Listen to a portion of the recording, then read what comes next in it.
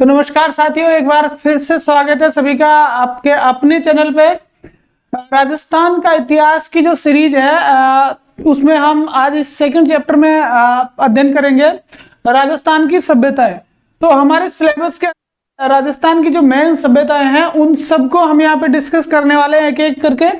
तो सबसे पहले हम शुरुआत करते हैं पहली सभ्यता की, और जो जिस पहली सभ्यता की हम यहाँ पे बात करेंगे वो है कालीबंगा।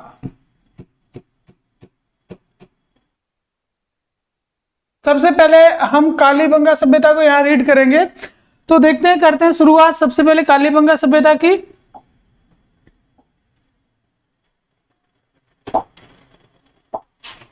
ये आ गया आपका मैप, और इस मैप के द्वारा अभी हम डिस्कस करेंगे कालीबंगा सभ्यता को। ठीक है, तो पहली चीज तो आती है, पहला जो क्वेश्चन इससे रिलेटेड होता है वो यही होता है भाई ये सभ्यता राजस्थान के कौन से जिले में है। तो आपको याद रखना है कि राजस्थान का जो हनुमानगढ़ जिला है, कौन सा जिला है? हनुमानगढ़। हनुमानगढ़ जिले के अंदर ये सभ्यता स्थित है। राजस्थान के हनुमानगढ़ जिले में एक सभ्यता है, उसका नाम है कालीबंगा सभ्यता। और दूसरा क्वेश्चन आता है कि किस नदी के किनारे स्थित है। तो दो तो मेन चीज इसमें आपको याद रखने हैं, तो घग्गर नदी के किनारे। ठीक है भाई, राजस्थान में घग्गर नदी के किनारे जो है वो कालीबंगा सभ्यता स्थित है, जो कौन से जिले में आती है? अपने उत्तरी पूर्वी जिले हनुमानगढ़ के अंदर वो आती है। ठीक है, अब सेकंड बात इसमें आती है, वो आती है इसके जो उत्खनन करता है, इसके उत्खननकर्ताओं की बात आती है। भाई इसका उत्खनन किसने किया?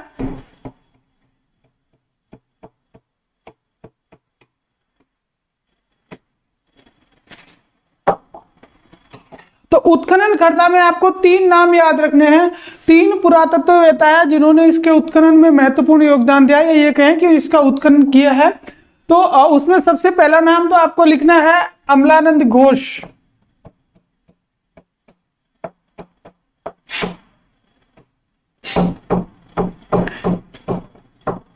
दूसरा नाम है बी लाल। ठीक है, और तीसरा नाम है आपका बी थापर। तीनों नाम याद रखें अच्छी तरह से। तीन विद्वान इससे रिलेटेड है, तीन पुरातत्ववेत्ता कालीबंगा सभ्यता से संबंध रखते हैं। इसका उत्खनन करने में इन तीनों ने सामूहिक योगदान दिया है, और वो तीनों व्यक्ति कौन है? अमलानंद घोष, बी लाल और बी थापर। इन तीनों ने मिलकर घग्गर नदी के किनारे जो है हनुमानगढ़ जिले में कालीबंगा सभ्यता का उत्खनन किया। तीन फैक्ट जो है वो इसके बारे में अपने को सीधे से याद रखते हैं। ठीक है, उसके बाद में हम आते हैं इसकी विशेषताओं के बारे में। भाई इसमें क्या क्या विशेषताएं जो है वो पाई गई है, जहां से क्वेश्चन बन सकता है, जहां से अपनी परीक्षा की दृष्टि से इंपॉर्टेंट है। ठीक है, तो कालीबंगा सभ्यता की विशेषताओं की हम यहां बात करेंगे।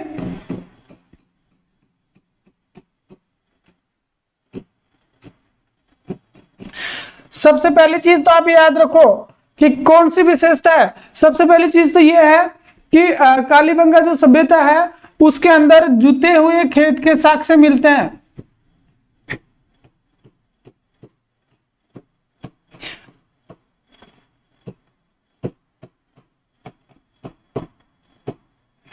यहाँ पे जुते हुए खेत के साक्ष्य मिलते हैं, यानी एक ऐसा खेत मिलता है जिसको जोता गया था हल के द्वारा। ठीक है, और यहाँ पे एक बहुत ही इंटरेस्टिंग फैक्ट जो है अपने को और मिलता है, वो ये मिलता है कि इस सभ्यता के अंदर जो जुते हुए खेत के साक्ष्य मिले हैं उसके साथ साथ एक साथ दो फसलें, खेत के अंदर एक साथ दो फसलें बोने के प्रमाण भी यहाँ पे मिले हैं। भाई एक चीज इसकी जानकारी भी मिलती है कि एक साथ जो है वो दो फसलें बोई जाती थी। तो एक साथ दो फसलें बोने का प्रमाण जो है वो भी अपने को इस सभ्यता के अंदर प्राप्त होता है। ठीक है, उसके साथ साथ ये जो सभ्यता थी, ये जो सभ्यता है इसके 3 चरण पाए गए हैं, सॉरी 5 चरण पाए गए हैं। इस सभ्यता के 5 चरण जो है वो हमें प्राप्त होते हैं। अब ये जो 5 चरण प्राप्त होते हैं ना, इन 5 चरणों को हम 2 पार्ट में डिवाइड करते हैं। पहला पार्ट कौन सा है? पहला पार्ट है प्राक हड़प्पा। ठीक है, और सेकंड पार्ट है हड़प्पा।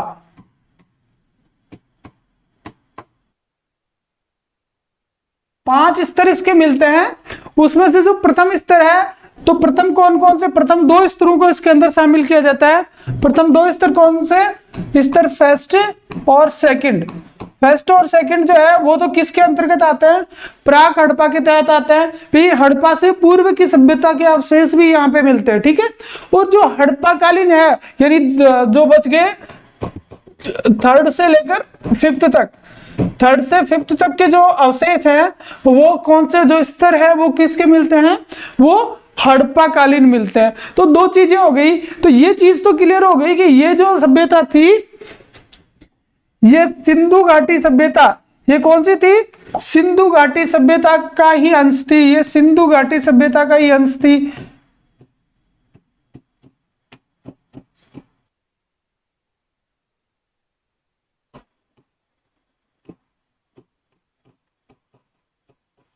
ठीक है, एक जानकारी ये हो गई कि ये सभ्यता सिंधु घाटी सभ्यता का स्थल थी, ठीक है। अब ये सिंधु घाटी सभ्यता का स्थल थी, तो एक विद्वान ऐसे हुए जिन्होंने इसके बारे में सिंधु घाटी से इसको जोड़ते हुए एक बहुत बड़ी बात कह दी। वो क्या बात कही इस विद्वान ने, उनका नाम आपको याद रखना है, दयाराम साहनी।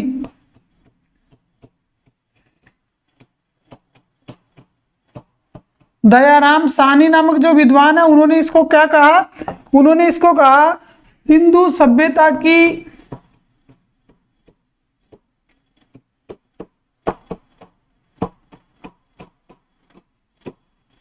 सिंधु सभ्यता की तीसरी राजधानी कहा।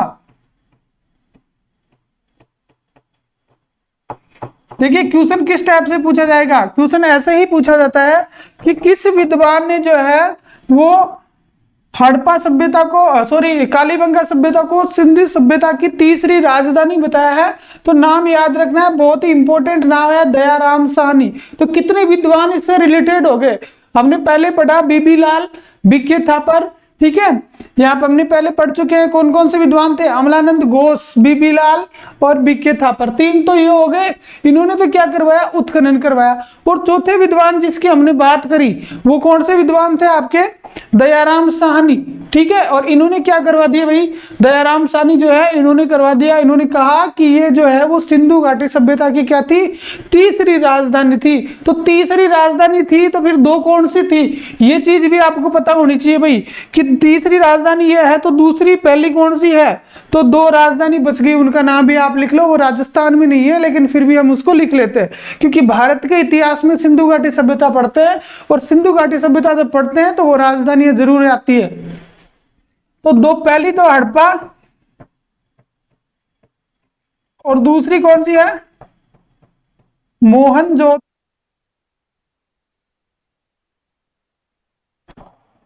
पहली हड़प्पा और दूसरी मोहनजोदड़ो, इसलिए इसको क्या कह दिया गया, तीसरी राजधानी। किसने कहा भाई, दयाराम साहनी ने कहा। बहुत ही इंपॉर्टेंट फैक्ट है, याद रखने लायक चीज है, ठीक है। उसके बाद में अगर हम एक चीज देखें कि भाई ये सभ्यता, ये जो बात हम कर रहे हैं ना, ये दोनों के दोनों जो है वो कहां पे हैं, पाकिस्तान में है। दोनों के दोनों कहां पे हैं, पाकिस्तान में है, ठीक है। तो ये एक छोटी सी चीज होगी। नेक्स्ट बात अगर हम इससे संबंधित करें तो अगली बात जो है, यहां पे क्या मिला है, एक कंकाल मिला है। और कंकाल में क्या मिला है भाई, खोपड़ी मिली है। कंकाल में भी क्या मिला है, खोपड़ी, और वो किसकी है, बच्चे की है। बहुत ही इंटरेस्टिंग बात जो है ना वो यहाँ पे हमको मिलती है कि इस सभ्यता में हमें एक बच्चे की खोपड़ी मिली है, एक बच्चे का कंकाल मिला है, जो खोपड़ी मिली है। अब इसकी जो खोपड़ी है, उस खोपड़ी की क्या विशेषता है, कोई बड़ी बात थोड़ी, खोपड़ी मिल गई भाई, क्या है, पर पुराने समय में लोग जब मरते थे तो उनको गाड़ते थे, तो खोपड़ी मिल गई, क्या उसमें कोई विशेष क्या है। लेकिन ये यहाँ इंटरेस्टिंग बात है, ये चीज हमें याद रखनी है। तो क्या इंटरेस्ट है, ये जो खोपड़ी मिली उसमें 6 छिद्र पाए गए हैं। अरे सीधी भाषा में आप बात करा तो आज जो खोपड़ी में 6 छेद मिला है, 6 बार कील ठोकी गई है, ठीक है। तो कील ठोक के 6 छिद्र निकाले गए। विद्वानों ने कहा भाई ये क्या है, ये जो है वो अलग ही चीज क्या है। तो ये अलग चीज क्या है, इसकी इन्होंने एक धारणा बनाई कि ये क्या है, तो ये मस्तिष्क शोध बीमारी का इलाज करने की विधि है। भाई यहां पहले समय में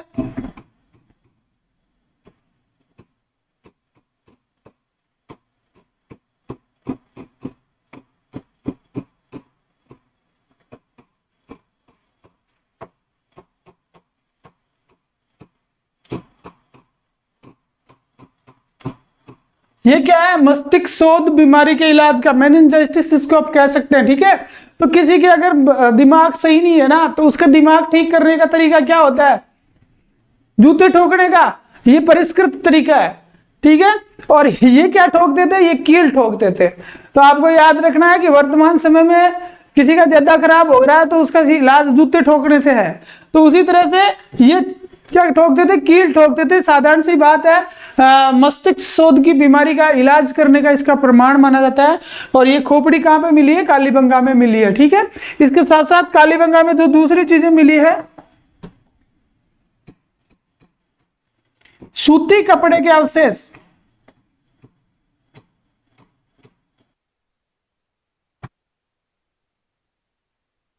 सूती कपड़े के अवशेष मिलते हैं, अग्निकुंड के प्रमाण मिलते हैं। यहां पे क्या चीज मिलती है, अग्निकुंड,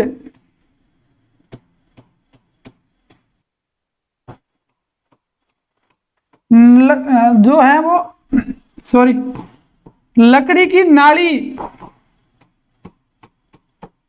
इसके साथ साथ आपको मिलती है बेलनाकार मोहरें,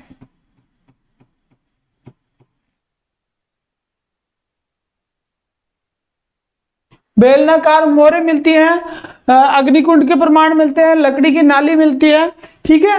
और सूती कपड़े के अवशेष भी यहाँ मिलते हैं। देखो सूती कपड़े के अवशेष क्यों मिलते हैं, सूती कपड़े के अवशेष ये मिलते हैं कि ये सिंधु घाटी सभ्यता का स्थल था, और सिंधु घाटी सभ्यता के लोग जो थे वो कपास उपजाते थे, तो कपास से यहाँ भी कपड़ा बनाया जाता था, इसलिए यहाँ सूती कपड़े के अवशेष अपने को देखने के लिए मिलते हैं। आपको इसी तरह से पूछा जाता है कि भाई लकड़ी की नाली कहाँ मिली है, वक्राकार जो है वो ईंटें कहाँ मिली है, हालांकि यहाँ नहीं मिली है वक्राकार ईंटें, याद रखना, ठीक है। बेलनाकार मोहरे कहाँ मिली है, इस तरह से चीज पूछी जाएगी आपको, तो ये चीज हमें याद रखनी है। इसके साथ साथ लास्ट चीज आप जो है कालीबंगा सभ्यता में ये याद रख सकते हैं कि कालीबंगा सभ्यता जो थी उसके अंदर आपको एक चीज और मिलती है, वो चीज है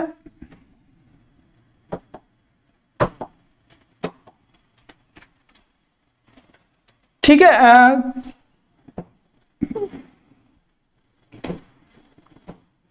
धूप में सुखाई गई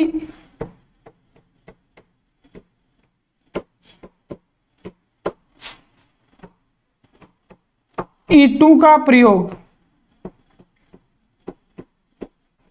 धूप में सुखाई गई ईंटों का प्रयोग। यहाँ के लोग जो थे वो मकान बनाने के लिए किसका प्रयोग करते थे, ईंटों का प्रयोग करते थे। और ये ईंटें जो थी वो किस में सुखा के तैयार की जाती थी, धूप में सुखा के तैयार की जाती थी। तो यहाँ पे धूप में सुखाई गई ईंटों का प्रयोग जो है वो बहुतायत मात्रा में किया गया है। तो एक चीज ये भी ध्यान रखनी है। तो ये हो गया भाई अपना क्या, कालीबंगा सभ्यता। अब इसमें एक लास्ट में एक चीज और देख लो भाई, इसका नाम कालीबंगा क्यों पड़ा, तो कालीबंगा इसका नाम पड़ा काली लाख की चूड़ियों के कारण।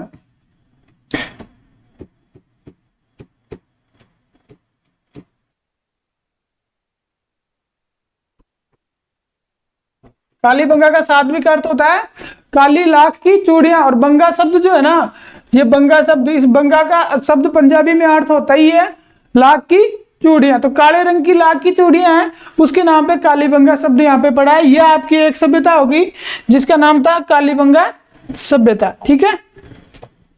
अब हम नेक्स्ट लेते हैं अगली सभ्यता।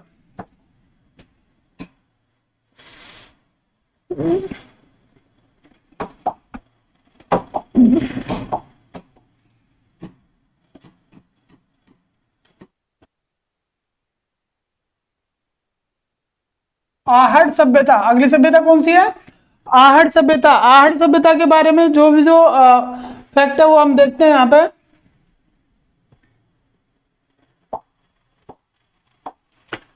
पहली चीज, सबसे मेन चीज जो है वो यही है कि भाई ये किस जिले में है, तो हम जिले को यहाँ पे पहले फाइनल कर लेते हैं।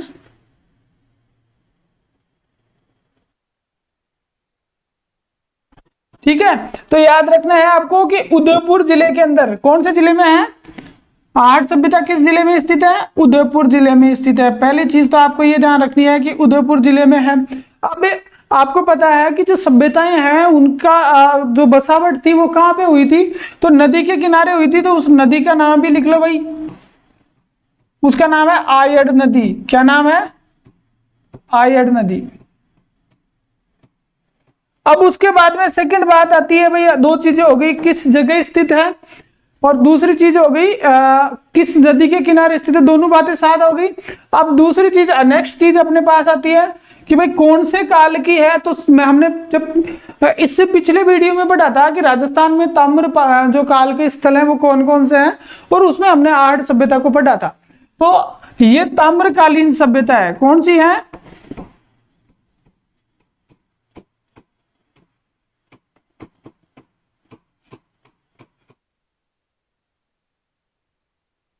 सभ्यता का ये स्थल है। ये चीज आपको ध्यान रखना है। यहाँ आपको एक चीज मैं आपको पूछता हूँ, एक चीज आपको कमेंट्स करके बताना है कि मनुष्य ने सबसे पहले कौन सी धातु का प्रयोग किया।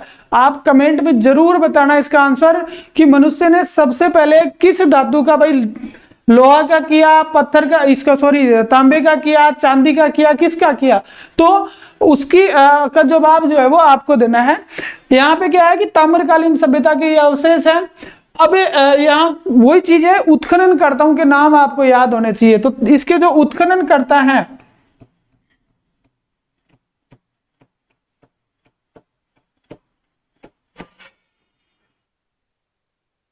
इसके जो उत्खनन करता है उनका नाम आप याद कर लो, रट लो अच्छी तरह से।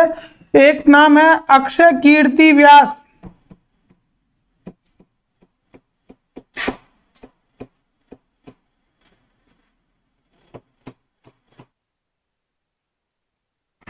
अक्षय कीर्ति व्यास। दूसरा नाम है आरसी अग्रवाल। आरसी अग्रवाल, ठीक है। और तीसरा नाम है एचडी सांकलिया।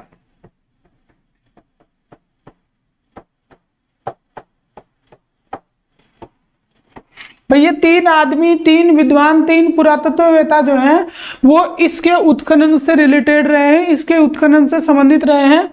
तो तीनों का नाम अच्छी तरह से आपको क्या होना चाहिए, याद होना चाहिए। कौन कौन है? अक्षय कीर्ति व्यास, आरसी अग्रवाल यानी रतन चंद्र अग्रवाल पूरा नाम आ जाता तो, और एचडी सांकलिया, ये तीन लोग इससे रिलेटेड रहे।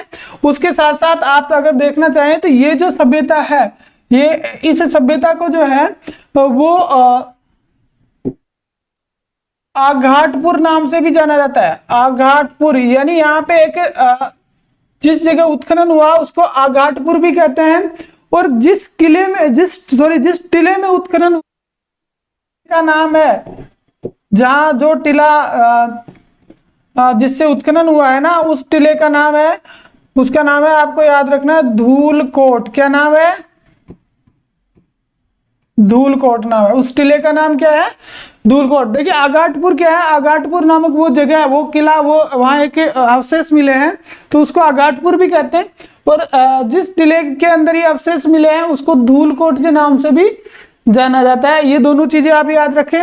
अब आगे हम इसकी कुछ विशेषताएं देख लेते हैं जो मेनली महत्वपूर्ण है।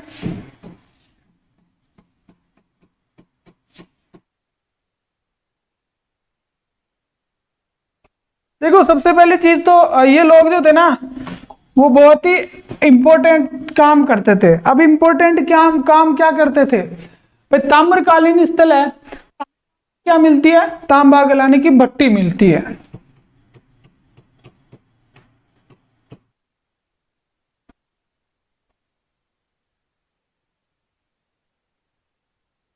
पहली चीज तो क्या मिलती है? तांबा गलाने की भट्टी मिलती है। अब जब तांबा गलाते थे भट्टी में तो भाई उसका यूज क्या करेंगे? तो यूज क्या करेंगे? औजार बनाने का कारखाना। भाई तांबे के औजार बनाते थे वो।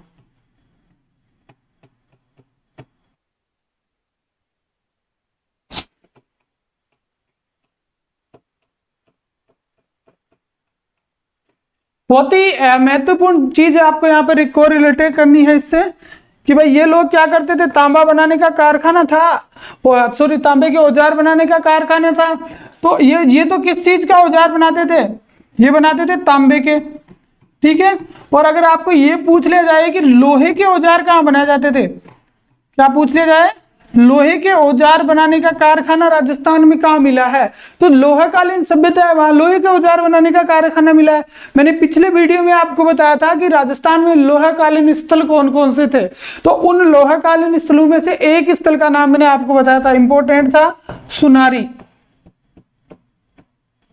कौन सी जगह पे है? झुंझुनू में।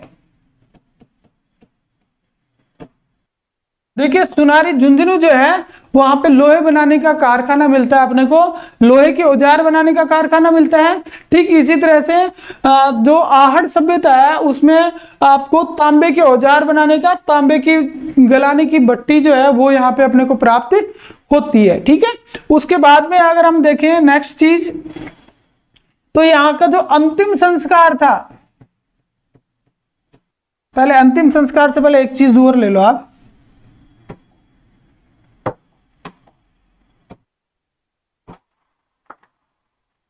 ठीक है, ये तो तांबा गलाने की भट्टी और ये वो काम हो गया। एक काम ये लोग और करते थे जो बहुत ही इंपॉर्टेंट है, वो क्या है? रंगाई छपाई।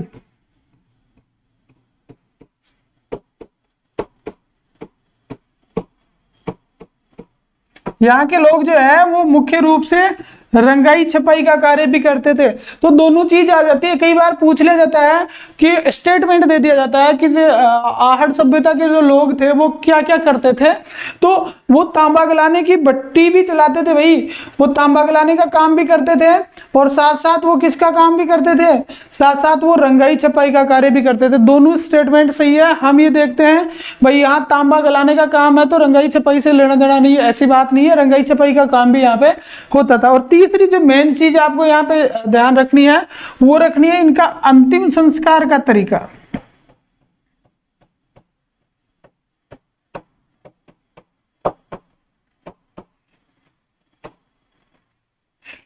अपने जो लोग थे उनका अंतिम संस्कार करने में ये बड़ी ही बेहतरीन तरीका अपनाते थे। ये क्या करते थे? उनको आभूषणों के साथ दफनाते थे।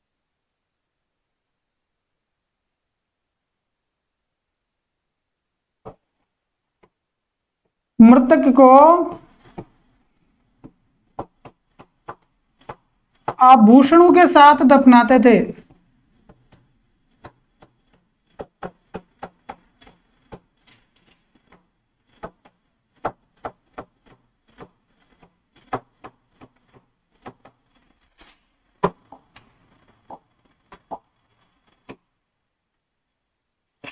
भाई उनके जो अंतिम संस्कार का तरीका बड़ा विचित्र था। अपने लोगों को जो मृतक जो को दफनाने का तरीका था उसमें साथ क्या लगाते थे? आभूषण को पहना रहना के बढ़िया अच्छी तरह के सजा दजा के और फिर वो उसको दफनाते थे।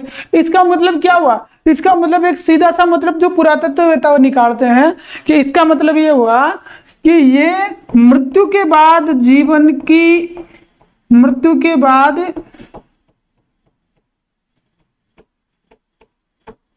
जीवन को मानते थे। ये मानते थे, इनका मानना था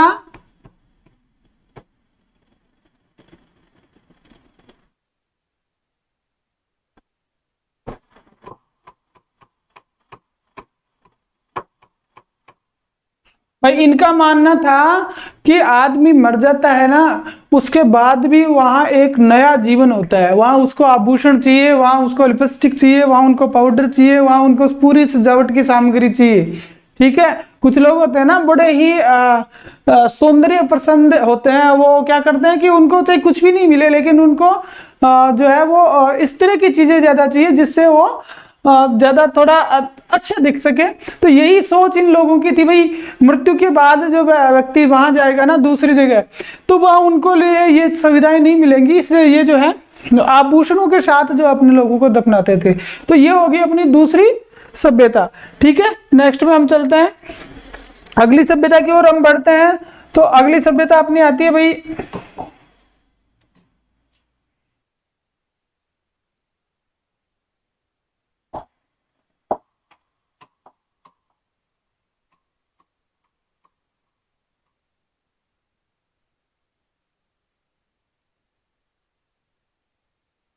गिलूण सभ्यता। अगली सभ्यता कौन सी आती है? गिलूण सभ्यता। अब गिलूण सभ्यता में क्या था ये भी हम देखते हैं।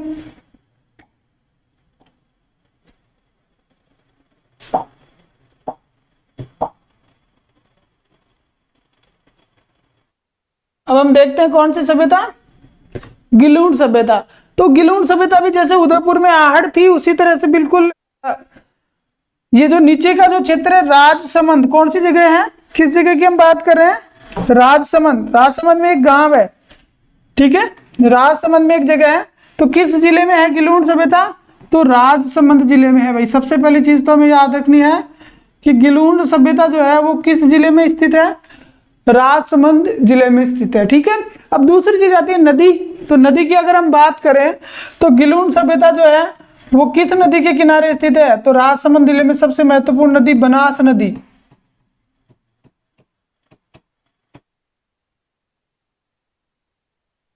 कौन सी नदी, बनास नदी। इतिहास में एक युद्ध को बनास का युद्ध भी कहा जाता है, कौन से युद्ध को कहा जाता है और किसने कहा है, दोनों चीजें कमेंट करें भाई। इतिहास में एक युद्ध को जो है वो क्या कहा जाता है, बनास का युद्ध कहा जाता है, ठीक है। तो किस युद्ध को कहा जाता है और किसने कहा है, दोनों बातें आपको कमेंट्स में लिखनी है, याद रखना। बनास का युद्ध, ठीक है। तो ये बनास नदी से निकलती है, कौन सी, बनास नदी के किनारे स्थित है कौन सी सभ्यता, गिलूण सभ्यता। अब इस गिलूण सभ्यता के उत्खननकर्ताओं को हम याद करते हैं यहाँ पे भाई। उत्खननकर्ता कौन कौन थे, तो उत्खननकर्ता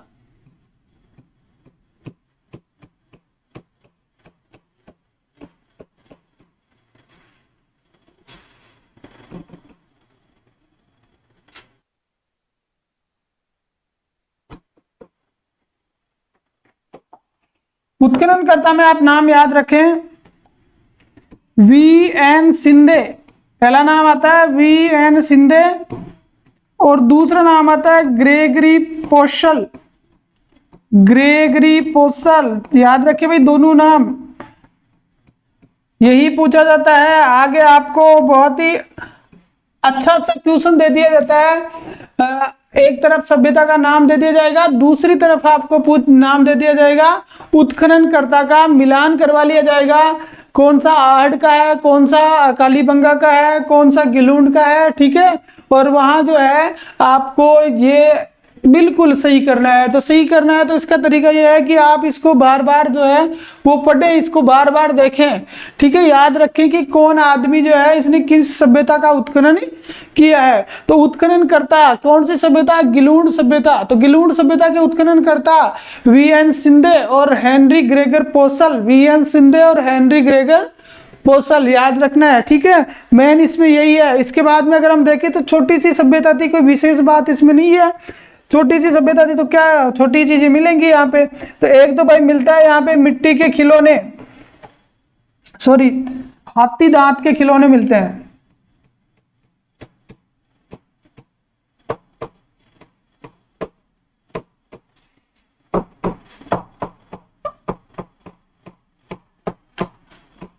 क्या मिलते हैं, हाथी दांत के खिलौने मिलते हैं यहाँ पे। दूसरी चीज आपको विशेष तौर से ध्यान रखना है जो बहुत ही इंटरेस्टिंग है कि यहाँ पे क्या है कि आग में पकाई गई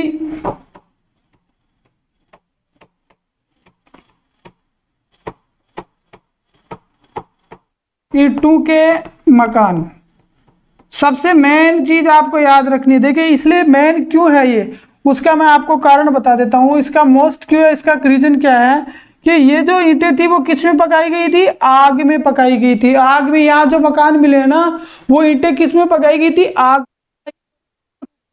जबकि हमने एक बड़ी सभ्यता को पढ़ के आए हैं। बड़ी सभ्यता कौन सी, कालीबंगा सभ्यता। और कालीबंगा सभ्यता में जो है वो किस में पकाई गई थी भाई, कालीबंगा सभ्यता में हमने पढ़ा उसमें किससे पकाई गई थी, सिर्फ धूप में सुखाते थे वो लोग। वो लोग क्या करते थे, धूप में सुखाते थे और धूप में सुखाकर फिर उससे मकान बनाते थे। जबकि इन्होंने बड़ी ही परिष्कृत प्रणाली अपनाकर ईंटों को आग में पकाते और उसके बाद में ये मकान निर्माण करते। तो ये होगी अपनी एक सभ्यता, कौन सी सभ्यता, गिलूण सभ्यता। बिल्कुल आपको ये जो है वो समझ में आया होगा। हमारा प्रयास जितना है हम कर रहे हैं। आगे पढ़ना तो आपको खुद को ही है भाई, नौकरी लगना है तो पढ़ना तो पड़ेगा ही। नेक्स्ट में हम चलते हैं अगली सभ्यता में।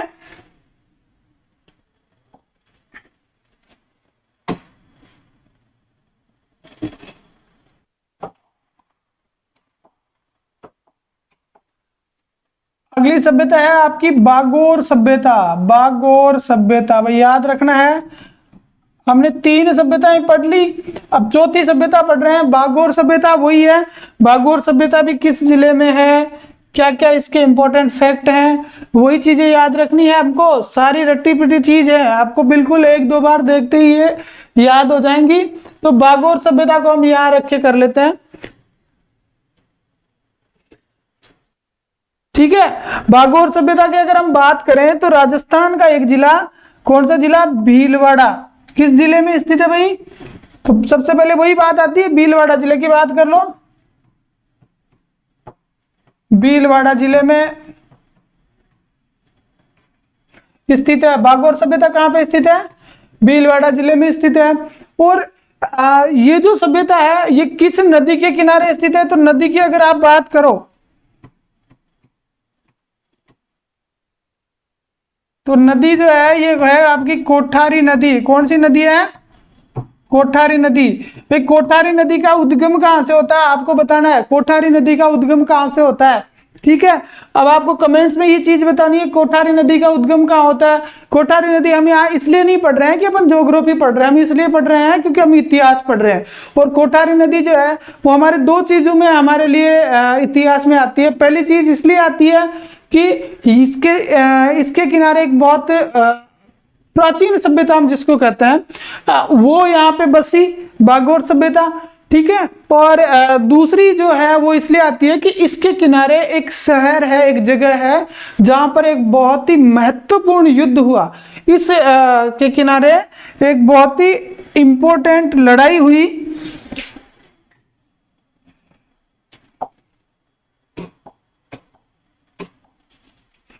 महत्वपूर्ण युद्ध हुआ यहाँ पे इसके किनारे। अब उस युद्ध को भी आपको याद रखना है, और आपको यहाँ पे क्या याद रखना है, आपको क्या रखना है, सभ्यता को भी याद रखना है। तो दोनों किससे जुड़ जाएंगे, दोनों कोठारी नदी से जुड़ जाएंगे। तो कौन सा युद्ध, इसके किनारे युद्ध हुआ आपका मेवाड़ का महत्वपूर्ण युद्ध, जिसको हम कहते हैं सबसे इंपॉर्टेंट युद्ध, जिसके बाद में मेवाड़ जो है वो क्या हुआ, उसकी स्वतंत्रता का प्रारंभ हुआ। नाम क्या है उसका, यहाँ पे आपको बताना है, चलो मैं बता देता हूं। उस युद्ध का नाम है दिवेर का युद्ध। क्या है,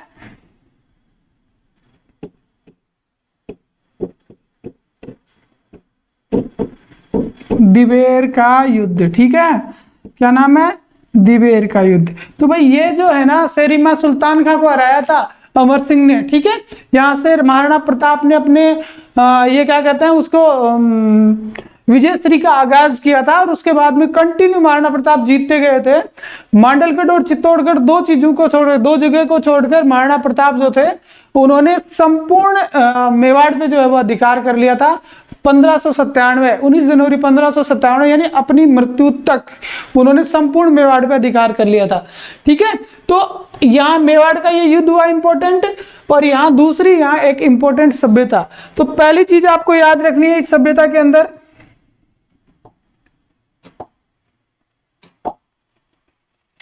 राजस्थान की सबसे प्राचीन सभ्यता, भाई याद रखो,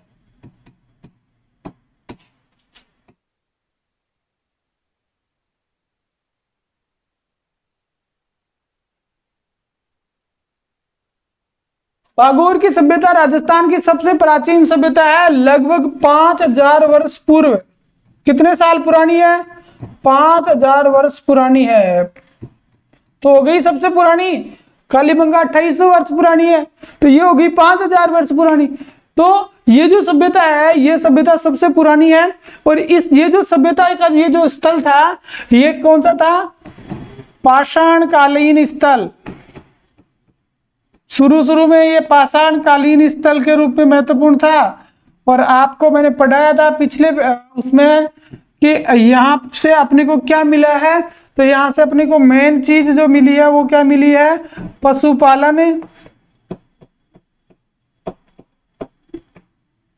और कृषि के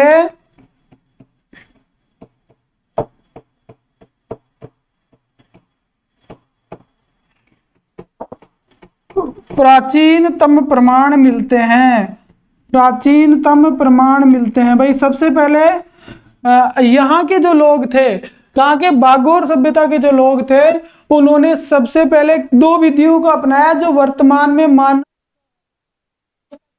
है। कौन कौन सी? पहली चीज थी पशुपालन और दूसरी थी कृषि। तो राजस्थान में सबसे पुरानी सभ्यता कौन सी है?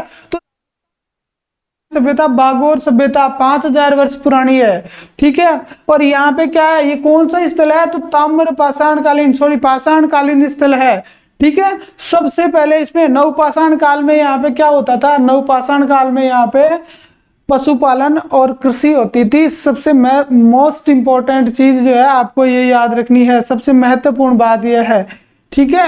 और अगर आप इसके उत्खननकर्ता का नाम याद रखना चाहिए तो लिख लीजिए उत्खननकर्ता।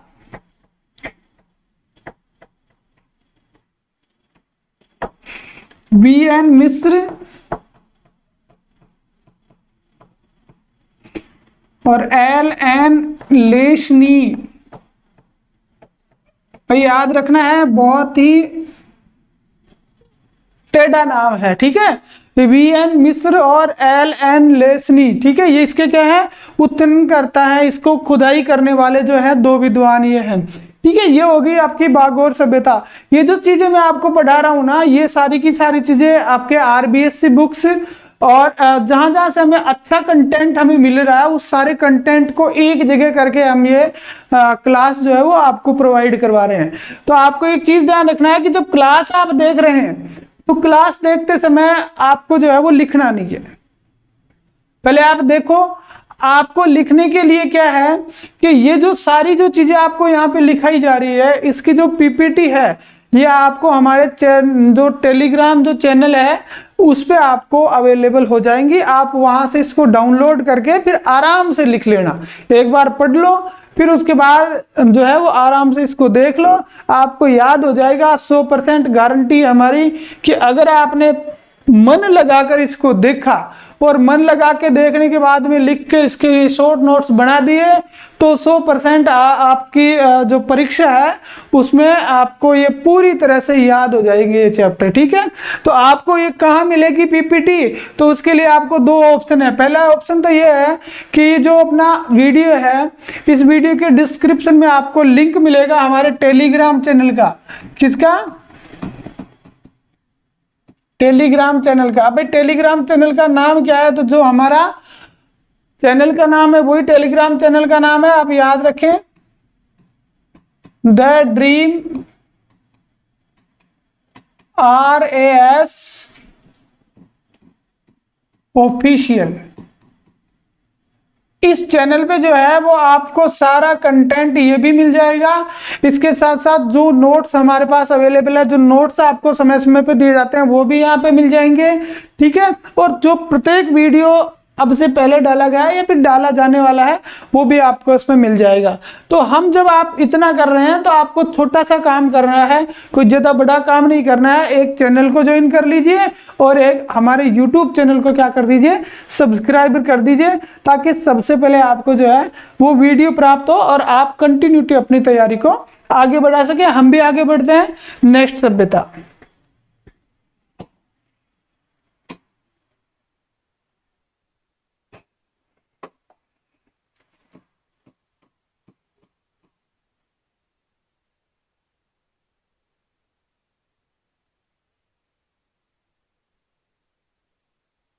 अगली सभ्यता है आपकी गणेश्वर सभ्यता।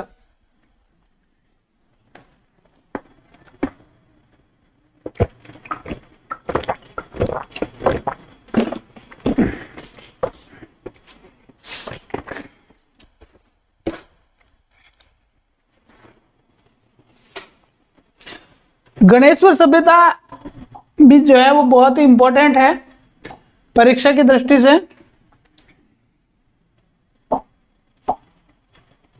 देखते हैं गणेश्वर सभ्यता को।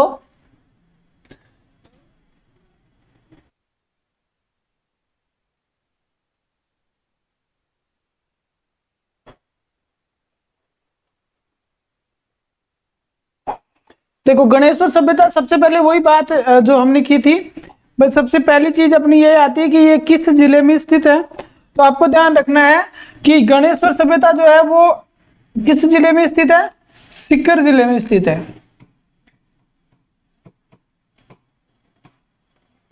किस जिले में है, सीकर जिले में है। लेकिन यहाँ एक छोटी सी चीज हमें ध्यान रखनी है कि सीकर को काट के एक नया जिला बन गया जस्ट पास में। ये कौन सा जिला बन गया, नीम का थाना।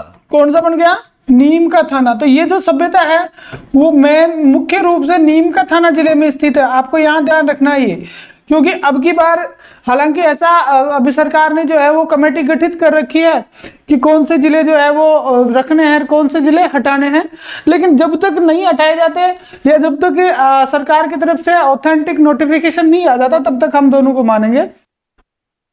नीम का थाना मिल जाता है तो फिर नीम का थाना ही लिखना है। लेकिन ऑप्शन में अगर नीम का थाना नहीं मिलता है तो फिर आप वहां जो है वो लिख सकते हैं क्या, सीकर जिला। याद रखना, दोनों के दोनों याद रखने पड़ेंगे।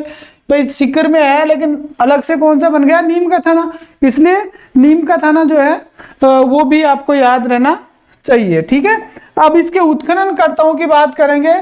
सॉरी, पहले नदी की बात कर लेते भाई। तो नदी की बात करें तो एक नदी है कांतली नदी।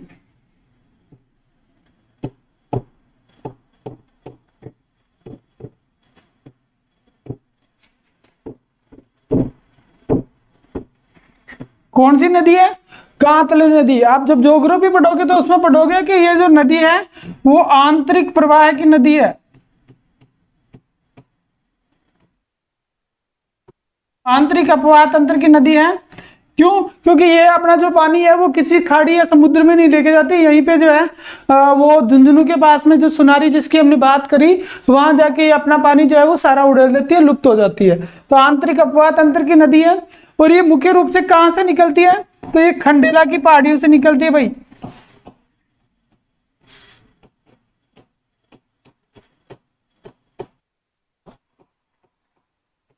कहां से निकलती है, खंडेला की पहाड़ियों से। ठीक है, तो दो चीजें ध्यान रखें, कांतली नदी के किनारे नीम का थाना और सीकर, दोनों में से जो भी आता है उसमें ये बचिए। अब हम बात करेंगे इसको उत्खनन करता कि भाई इसको किसने इसका उत्खनन किया।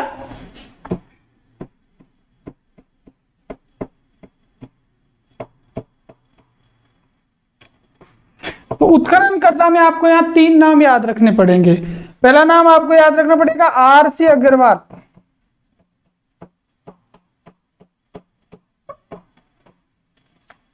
दूसरा नाम याद रखना पड़ेगा वी.एस. सिंधे।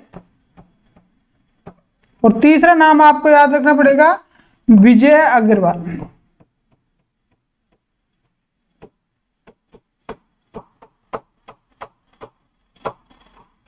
ठीक है, आर.सी. अग्रवाल, वी.एस. सिंधे और विजय अग्रवाल, ये तीनों नाम आप याद रखें। इसके बाद में 2 फैक्ट आपको इसके बारे में और याद रखने हैं। तो वो क्या है, पहली चीज आपको याद रखनी है कि ये जो है वो ताम्रकालीन सभ्यता ही थी और प्रचुर मात्रा में यहाँ पे तांबा मिला है। यहाँ पे जो तांबा मिला उस तांबे की शुद्धता के लिए प्रसिद्ध थी। तो जो तांबा प्राप्त हुआ है 99.9% शुद्ध है भाई। सबसे मेन चीज यहाँ जो तांबा मिला है ना वो 99.99% परिशुद्ध शुद्ध तांबा है। और इसलिए ये जो सभ्यता है इसको क्या कहते हैं, ताम्र युगीन सभ्यताओं की जननी।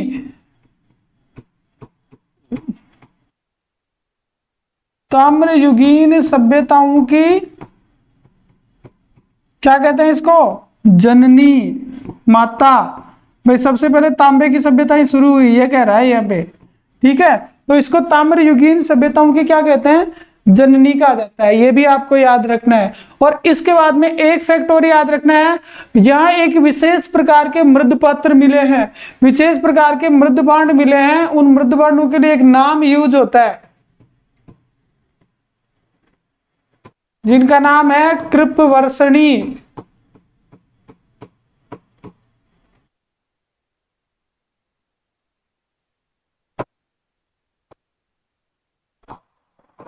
कैसे मृदभांड मिले हैं, कृपवर्षणी मृदभांड, नाम याद रखे भाई।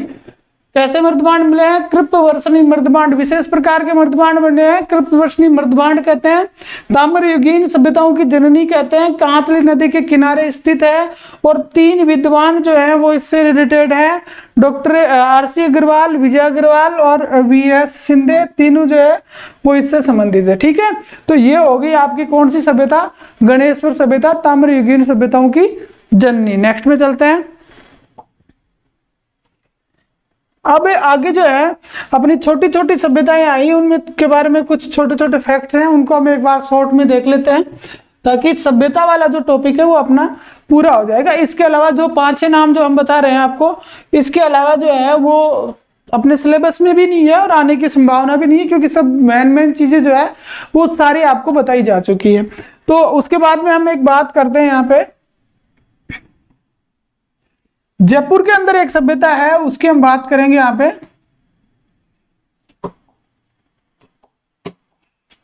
बैराट की सभ्यता। कौन सी सभ्यता?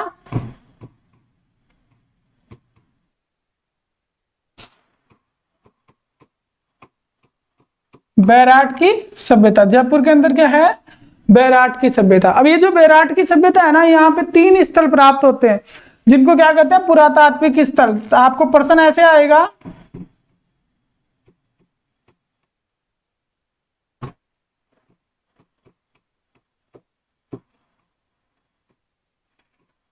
भाई जो पुरातात्विक स्थल है ना, इस सभ्यता के 3 स्थल अपने को मिलते हैं। अब वो 3 स्थल कौन कौन से हैं उनको हमें देखना है। पहला है, उसका नाम है बीजक डूंगरी।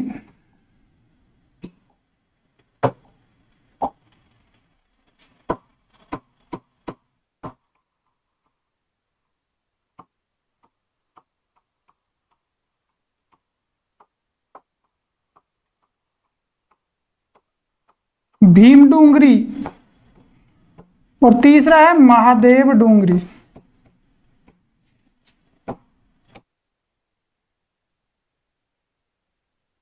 ये तीनों पुरातात्विक स्थल है, तीनों की खुदाई की गई है।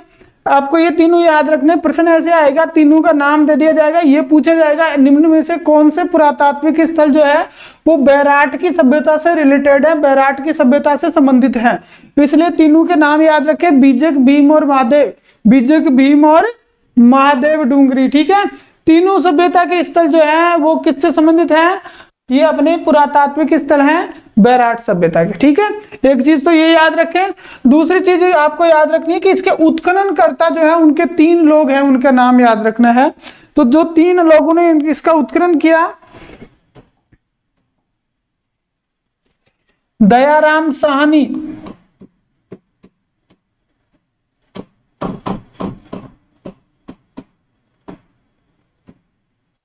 नील रत्न बनर्जी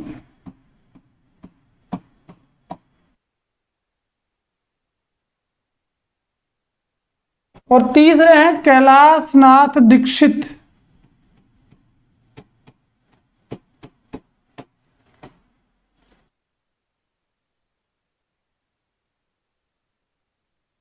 तीनों नाम याद रख लो अच्छी तरह से, दयाराम साहनी, नील रत्न बनर्जी और कैलाश नाथ दीक्षित। 3 ही तो नाम याद रखने पुरातात्विक स्थल के, भीम डूंगरी, बीजक डूंगरी और महादेव डूंगरी। और 3 ही नाम याद रखने किसके? इसके उत्खननकर्ता के, दयाराम साहनी, नील रत्न बनर्जी और कैलाश नाथ दीक्षित। अब सबसे मेन चीज आपको याद रखना है कि ये वही सभ्यता है जो क्या थी? मत्स्य संघ की राजधानी थी। प्राचीन समय में यह सभ्यता मत्स्य संघ की राजधानी रही। सॉरी, मत्स्य संघ की नहीं, मत्स्य जनपद की राजधानी रही। मत्स्य संघ अलग चीज है।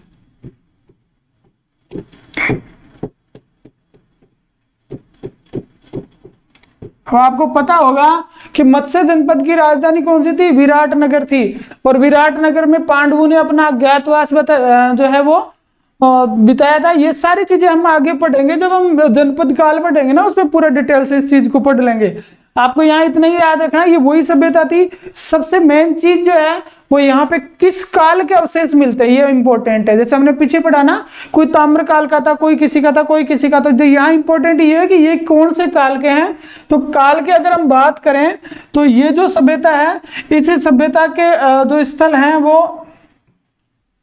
मौर्य काल के अवशेष मिलते हैं। यहाँ पे क्या मिलते हैं,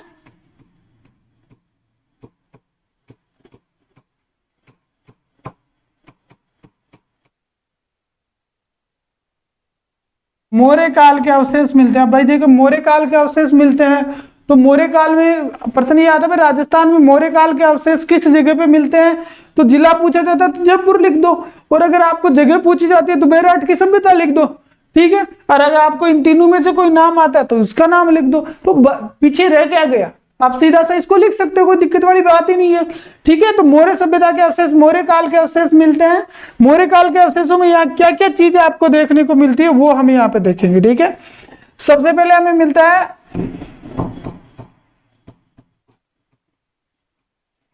अशोक का बहुत ही महत्वपूर्ण अभिलेख था, जिसको क्या कहते हैं, बाबरू अभिलेख।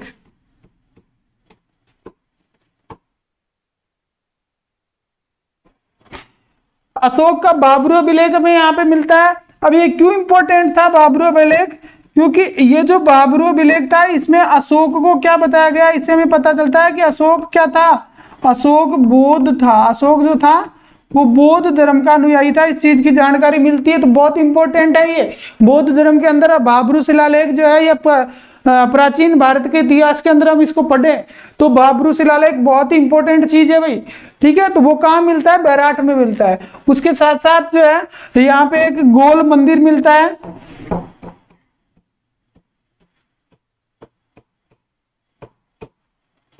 ठीक है। तो ये जो गोल मंदिर है ना, ये भी मौर्य युगीन है। तो ये दो चीजें जो है वो मुख्य रूप से यहाँ पे मिलती है। अशोक का स्तंभलेख है, बाबरू अभिलेख, और इसके अलावा गोल मंदिर मिलता है। ये हो गए इसके कौन, उत्खनन करता, और ये हो गए इसके उत्खनन स्थल या पुरातात्विक स्थल, ठीक है। नेक्स्ट में हम चलते हैं अगला, एक दो छोटी मोटी सभ्यताएं और है उनको और देख लेते हैं।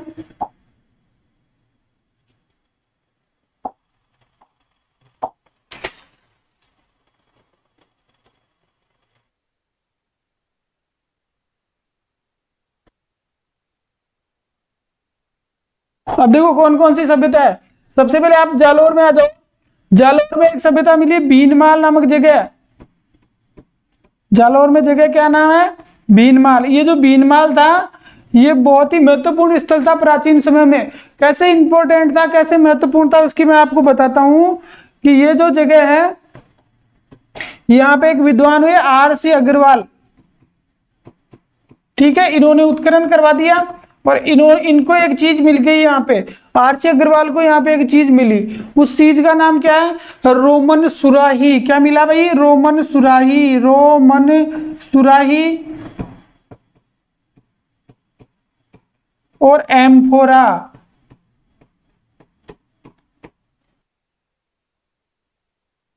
अब ये भाई रोम की चीज यहाँ क्या लेने आ गई, राजस्थान में रोम की वस्तु का क्या लेना देना। इसका मतलब रोम से कोई ना कोई वहां आता था, और इसका यूज किस में होता था, शराब के सेवन में होता था, ठीक है। आजकल तो बोतल से ही पी लेते हैं, लेकिन पुराने समय में जो है ना पूरे ठाठ से पिया करते थे, सुराई उराई लगा के जो है वो सामने नृत्य होता था और उस हिसाब से पिया करते थे। तो भाई ये रोमन सुराई यहाँ क्या लेने आ गई जालोर में। तो रोमन सुराई का प्रमाण ये हुआ कि ये विदेशी व्यापार का प्रमुख केंद्र था। यहाँ पे व्यापार होता था, विदेशों से लोग आते थे। तो इस आधार पे कह सकते हैं कि विदेशी व्यापार का प्रमुख केंद्र।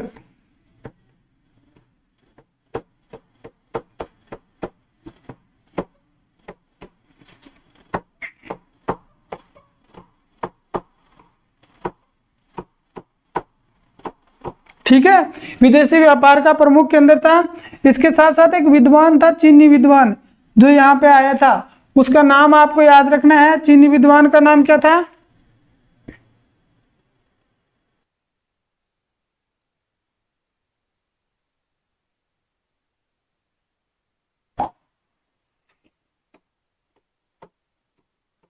वेनसांग नाम का एक विद्वान था।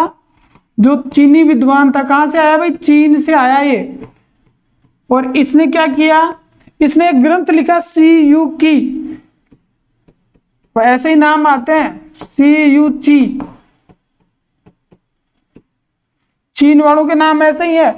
इसने एक ग्रंथ लिखा सी यू ची, और ये बहुत ही महत्वपूर्ण था, ठीक है। इसको प्रिंस ऑफ पिलग्रिम्स कहते हैं, यात्रियों का राजकुमार कहा जाता है इसको। इस सीयूची में 134 देशों का वर्णन मिलता है अपने को। कितने देशों का मिलता है, 134 देशों का वर्णन मिलता है किसमें, सीयूची में, इसके ग्रंथ में। अब सीयूची का हमसे क्या लेना देना भाई, हमसे लेना देना है भाई सीयूची का। क्यों कि ये जो वेनसांग था, इस वेनसांग ने क्या किया, ये गलती से यहाँ आ गया, ठीक है। तो वेनसांग ने क्या किया, भीनमाल की यात्रा की थी भैया, याद रखना।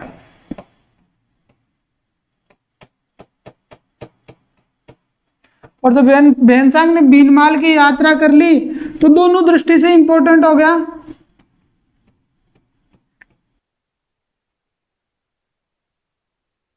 अब इसको दो तरह से प्रश्न आ सकता है। पहला ऐसे पूछा जा सकता है कि भाई कौन सा चीनी यात्री था जिसने राजस्थान की यात्रा करी, तो ये हो गया आपका वेनसांग हो गया। दूसरा यह आ सकता है कि चीनी यात्री वेनसांग जिसने भीनमाल की यात्रा करी, तो उसने किस ग्रंथ की रचना की, तो सीयूची नामक ग्रंथ की रचना की, और उसमें कितने देशों का वर्णन है, 134 देशों का वर्णन है। तो दोनों चीजें जो है वो अपने को याद रखनी है, ठीक है। अपना जो सभ्यताओं से रिलेटेड जो सिलेबस है उसमें इतनी सभ्यताएं हैं, मेन जो कंप्लीट जो है वो मैंने आपको बता दिया है।